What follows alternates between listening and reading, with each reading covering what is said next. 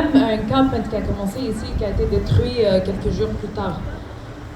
Je vais vous parler, je suis ici pour vous donner quelques numéros, pour vous comprendre un peu plus pourquoi est-ce qu'on est dans les rues aujourd'hui et pourquoi est-ce qu'on commence devant cet emplacement aujourd'hui.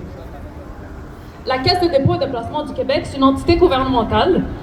Celle-ci, elle s'occupe d'investir l'argent des Québécois et des Québécoises, l'argent des personnes qui vont un jour prendre la retraite, comme moi et vous. Et en ce moment, elle gère 413,7 milliards de dollars. C'est l'argent qui est pris de nos taxes, de mes taxes, de vos taxes, qui un jour va retourner dans nos poches, qu'on va prendre notre retraite, si on prend notre retraite dans ce pays-là. Dans le rapport de fin d'année en 2023, la CDPQ a sorti un nombre qui est inimaginable.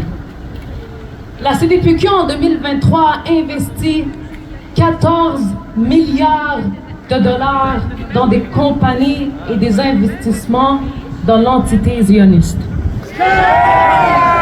14,3 milliards de dollars qui ont été investis à détruire la Palestine, à occuper notre terre, à occuper notre peuple, à tuer notre peuple.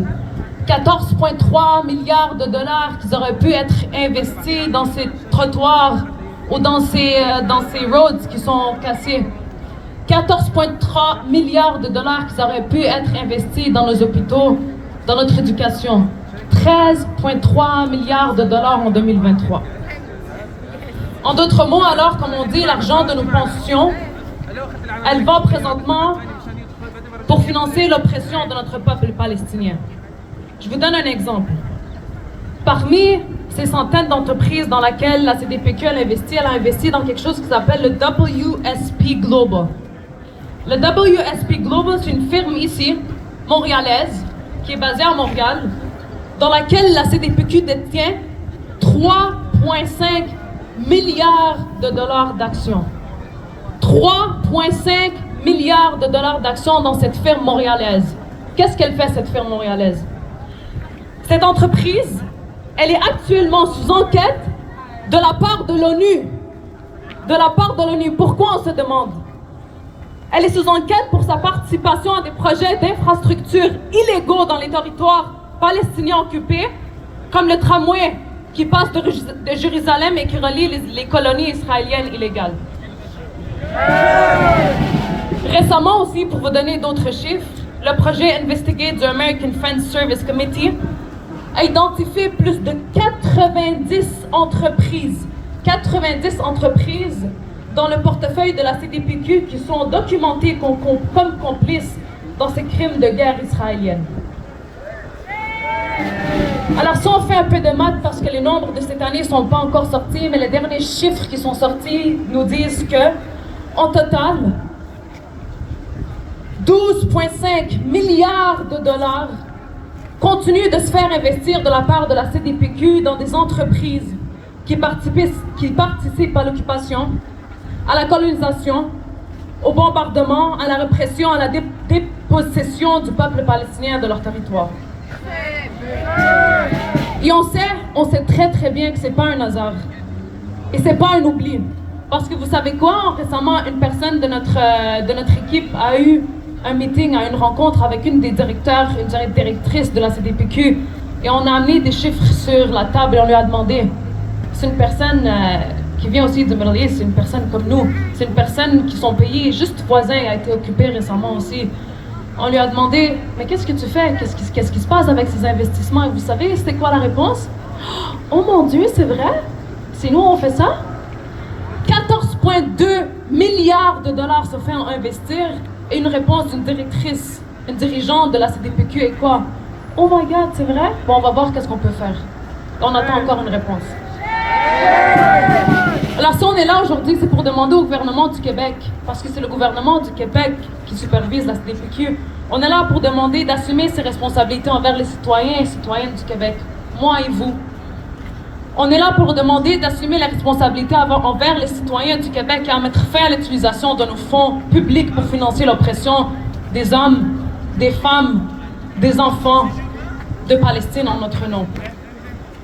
Et en parlant du gouvernement, je voulais aussi passer un petit mot. On sait qu'on est présentement dans les élections. qui vont finir le 28 de ce mois. On entend beaucoup et on se fait beaucoup demander, mais Sarah, toi tu votes pour qui? On se fait beaucoup demander, ok, mais on vote pour qui? On vote pour un zioniste qui est publiquement zioniste, ou on vote pour un zioniste qui est zioniste sous la table, ou on vote pour un zioniste qui au moins reconnaît l'existence de la Palestine parce que haram. Ils sont là, vas-y, on les laisse vivre. Si je suis là pour vous dire, parce qu'on entend beaucoup de parler des élections, on se dit, vous savez quoi, on vote de façon stratégique. Mais je suis là pour vous dire qu'il n'y a rien de stratégique dans l'occupation. Il n'y a rien de stratégique dans la normalisation. Il n'y a rien de stratégique dans les deux États. Il n'y a rien de stratégique en votant pour des gouvernements qui ne reconnaissent pas notre existence, qui ne reconnaissent pas la liberté de notre peuple. Et entre moi et vous, entre nous, on sait qu'on ne va jamais élire un peuple, on ne va jamais élire un gouvernement qui va sortir haut et fort, nous dire, vous savez quoi, Free Palestine, from the river to the sea, on va être là pour vous. On a un gouvernement, un chef de parti qui est sorti pour dire, vous savez quoi, non, on reconnaît qu'il y a un génocide. Et malheureusement, parce qu'on se fait tellement marcher dessus, on pense que c'est assez, ou on pense que ce chef de parti, il déserve notre vote. Mais si je suis là pour vous rappeler, c'est que vous avez l'option de voter, mais vous avez aussi l'option de vous abstenir, et vous avez l'option de vous éduquer, vous avez l'option de lire, et vous avez aussi l'option de ne pas donner vos votes à une personne zioniste, ou une personne qui est zioniste sous la table, ou une personne qui reconnaît que c'est un génocide, mais qui ne va rien faire avec ça. Alors éduquez-vous, on a jusqu'au 28. On a jusqu'au 28 de ce mois pour faire notre choix. Il y a beaucoup de personnes, il y a beaucoup de représentants qui passent dans nos mosquées, qui passent dans nos églises, qui passent dans nos centres communautaires pour nous parler, pour nous convaincre de voter pour eux. Mais si on vote pour ce représentant, on vote pour le leader de ce parti. Et ça fait 18 mois qu'on est dans ces rues et qu'on crie haut et fort contre Justin Trudeau, qu'on crie haut et fort contre les conservateurs, on crie haut et fort contre Legault. On crie haut et fort contre les racistes, les fascistes. Et maintenant, c'est notre choix. Maintenant, on fait un choix. Et si on est là pour faire un choix, au moins on fait un choix de garder nos valeurs. On fait un choix de garder notre éthique. Et on fait un choix de garder notre karame.